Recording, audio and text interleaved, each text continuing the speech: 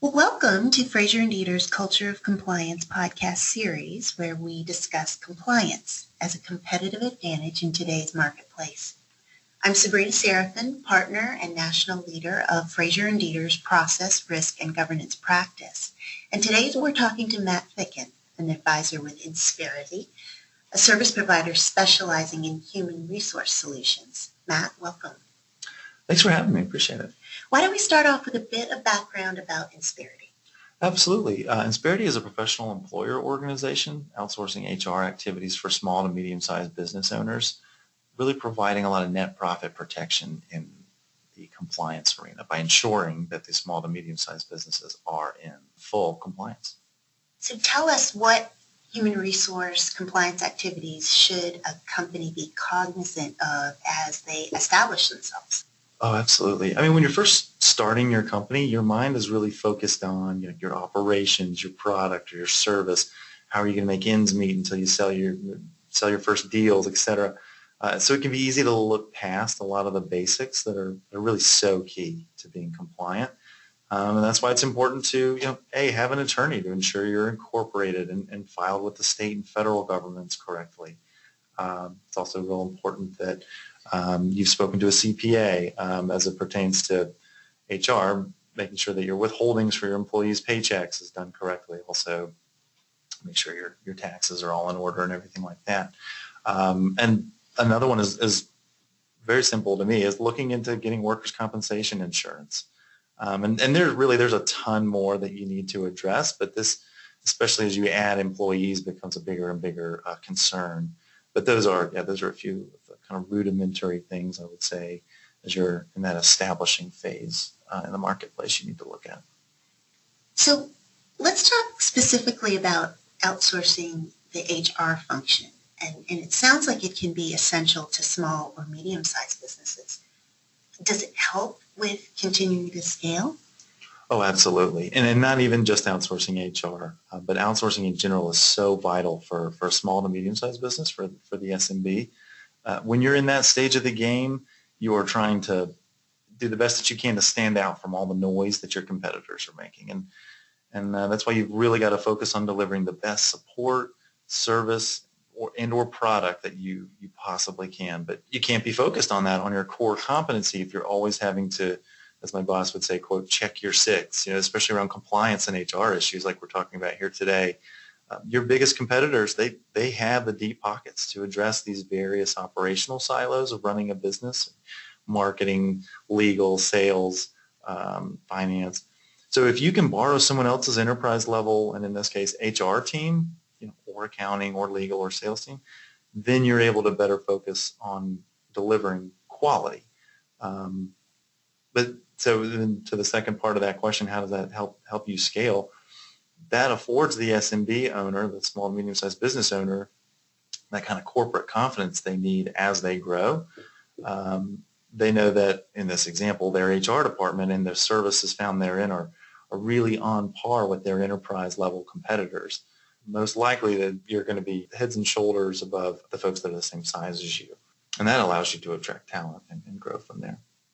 So for those who aren't familiar, can you tell us what the check your six you referred to? Absolutely, yeah. It's more of an idiom, but checking your six is just kind of like making sure you look behind you and check your back and make sure as it pertains to compliance, all your ducks are in a row there.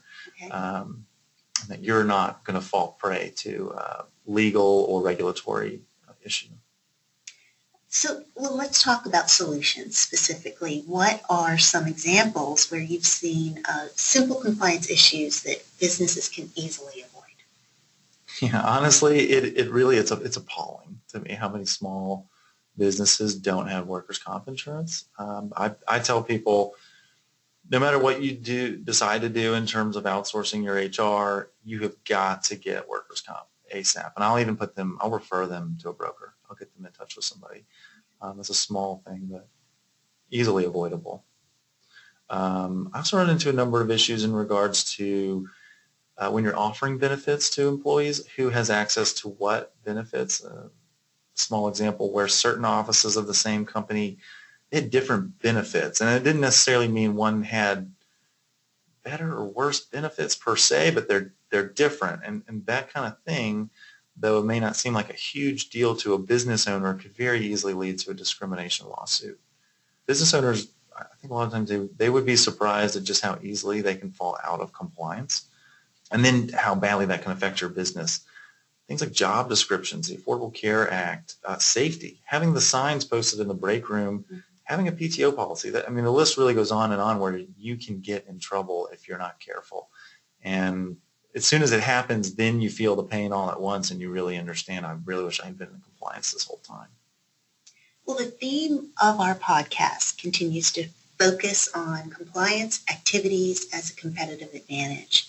How do HR compliance activities achieve that? Being compliant in HR means that you're providing net profit protection for your business. So you're ensuring that what you and your team have built into your business can't be taken away from you, whether that be a litigious former employee, the government, even a customer. This is a very highly competitive marketplace, and not being compliant is, honestly, it's a stupid way to risk it all. And most business owners that I work with, they are those mavericks, those risk takers, just sort of by their very nature. It's who they are as entrepreneurs. But I would encourage your listeners to take smart risks elsewhere with their business, not in these very, very addressable areas.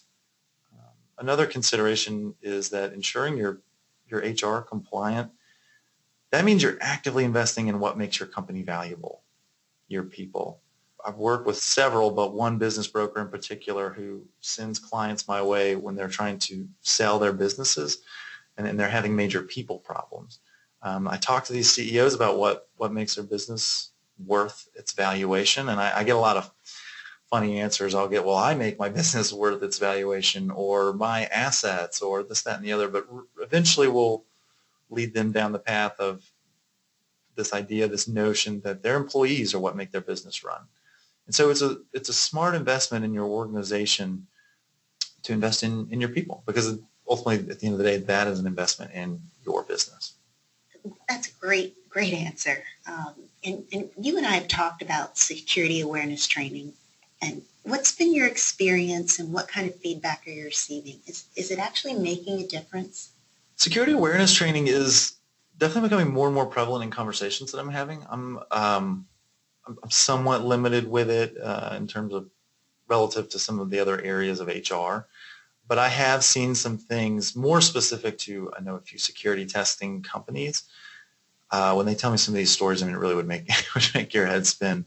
None of these are any of my clients or anything, but I've heard of these security awareness testing firms, and let me just quickly say their job is to try to get their clients, their employees, to misstep in terms of exercises. Right. They're trying to do this, but they've been able to convince employees to give up personal information about their clients, or even like small things like they'll allow a stranger to use their key card to access what's supposed to be a restricted part of the building. But when people start testing for it, they realize that they have these glaring security awareness issues. And again, investing in that it's just another area where investing in your people is a direct investment in your bottom line, and mitigating a lot of risk. I think the security training can be quite effective, honestly, again, especially against making just poor decisions like what attachments to open in your inbox, and again, who can you let in and out the door, that kind of thing. Once your employees know, once they've been told what's a good and bad practice, they then know. It's pretty cut and dry. So I think it's effective, and it's a good conversation to be having with business owners. Appreciate that, because we do constantly communicate to our clients in the community that security awareness training is the least expensive but one of the most effective ways to manage compliance. And appreciate you backing us up on that. Oh, absolutely. So, Matt, I want to thank you for joining us today. You've certainly given our listeners some interesting insights about an important aspect of any business.